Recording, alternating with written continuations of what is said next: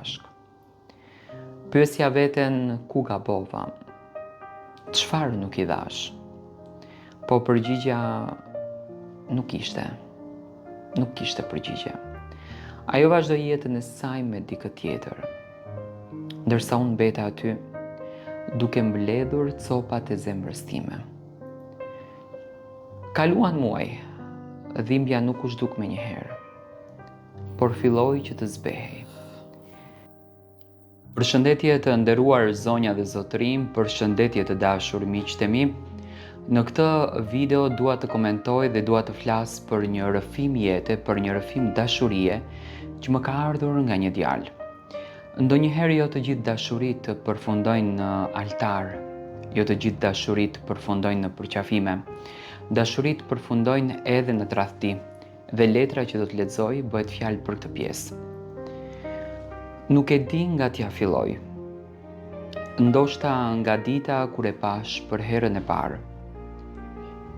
Ishte një pasdite e zakonshme, por për mua u bë dita që më ndryshoi gjithçka.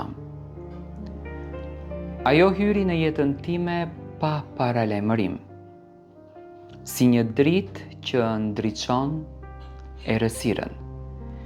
Nuk ishte thjesht e bukur. Kishte diçka në sytë e saj që në të vërtet më qetësonte shpirtin. Fillimisht ishim thjesht miq. Flisnim për gjëra të thjeshta. Qeshnim pa arsye. Dhe çdo bisedë me të më dukej më e shkurtra në botë. Me kalimin e kohës, e kuptova që nuk ishte më thjesht një miqësi. Unë po e doja, edhe e doja jashtëzakonisht shumë. Kur ja shpreha ndjenjat, pata frikë. Frikë se mos e humbisja. Por ajo buzëqeshi edhe më tha, edhe unë e ndjej të njëjtën gjë. Dhe aty filloi historia jonë. Ditët kalonin si në ëndër. Dilnim bashk, bënim plane për të ardhmen, flisnim për një shtëpi të vogël dhe për një jetë të thjeshtë, por tepër të lumtur. Ajo më premtoi që do të qëndronte gjithmonë pranë meje. Dhe unë në të vërtetë e besova. E besova me gjithë zemër. Por si çdo histori, edhe jona filloi që të ndryshonte. Në fillim ishin gjëra të vogla. Mesazhet e saj u bën më të rralla. Telefonatat më të shkurtra dhe justifikimet u bën në të vërtetë më të shumta. Unë përpiqesha që ta kuptoja. I thoja vetes që ndoshta është e lodhur, ndoshta ka probleme. Nuk doja të dyshoja.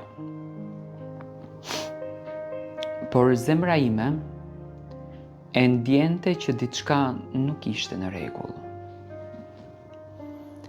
Një natë unë e pyeta drejt për drejt. A ka diçka që ti nuk po tregon? Ajo uli kokën edhe për herë të parë nuk më pa në sy. Heshti për disa sekonda që për mua u duken si një përjetësi. Pastaj i tha fjalët që mua më shkatruan. Kam njohur dikë tjetër. Në atë moment, gjithçka brenda meje u shemb. Nuk ishte vetëm dhimbja e humbjes. Ishte ndjenja e tradhtisë, e boshllëkut. Si mund të më zvetsonte kaq lehtë? Si mund të haronte gjithçka që ne në të vërtet kishim ndërtuar? U përpoqja që ta mbaja. I thash që mund të ndryshonim, që mund të luftonte për ne. Por ajo tashmë kishte vendosur. Sytë e saj nuk kishin më atë ndriçimin kur më shikonte. Ishte si kur po flisja me një të huaj. Dhe kështu, ajo iku. Pa shumë fjalë, edhe pa e kthyer kokën pas. Ditët pas largimit të saj ishin më të vështira të jetës time. Shtëpia më dukej bosh.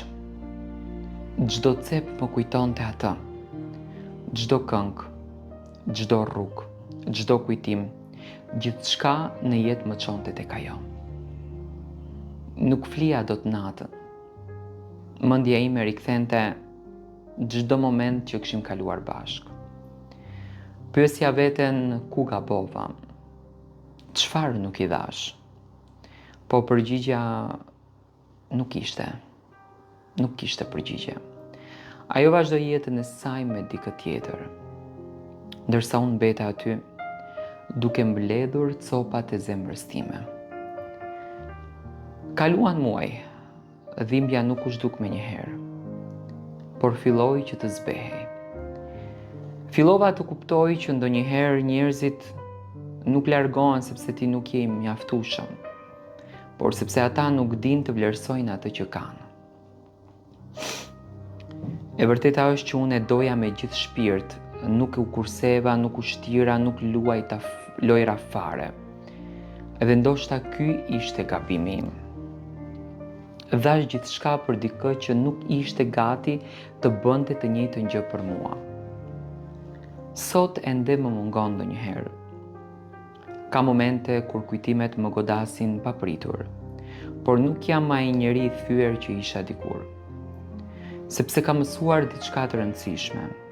Dashuria nuk duhet të të shkatërrojë, dashuria duhet të të ndërtojë. Dhe nëse dikush zgjedh të largohet, le të shkojë.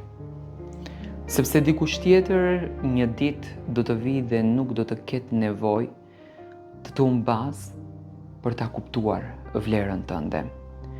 Unë e doja, por ajo më la vetëm. Edhe ndoshta kjo ishte mënyra e jetës për të më mësuar që unë në të vërtet meritoj më shumë. Ndonjëherë ne nuk i vlerësojmë njerëzit në jetë. Ne na duket e kot, por kur i humbim ne ato, atëherë jeta jon pa ato s'ka fare kuptim.